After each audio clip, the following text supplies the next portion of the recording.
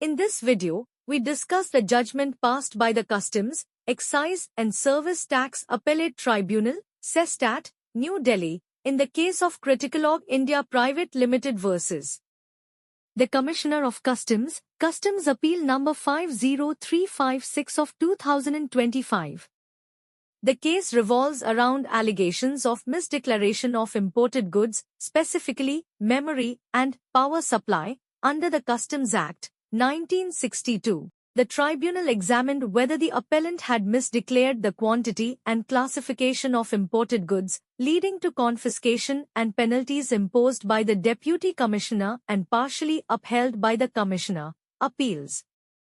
The appellant argued that the misdeclaration was due to an error in the Chartered Engineer's report, which miscalculated the number of components. Additionally, the appellant contended that the power supply items were spare parts for warranty replacement and did not require BIS certification under the Electronics and IT Goods Requirement for Compulsory Registration, Order, 2012. The tribunal referred to the Electronics and IT Goods Requirement for Compulsory Registration, Order, 2012 and its FAQs, particularly serial number 35 and serial number 47, to determine whether the power supply items required BIS certification. It concluded that spare parts are exempt from registration requirements and the confiscation of one power supply item was unjustified. The tribunal also set aside the Commissioner Appeals decision on the misdeclaration of memory items, citing errors in the Chartered Engineer's report and the appellant's valid explanation supported by supplier documentation.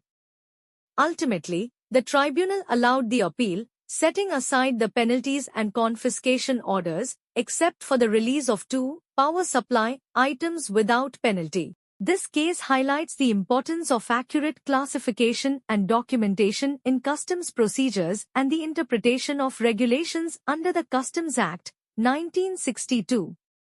For any litigation support and legal advice, please send us an email at office@adrikalav.com.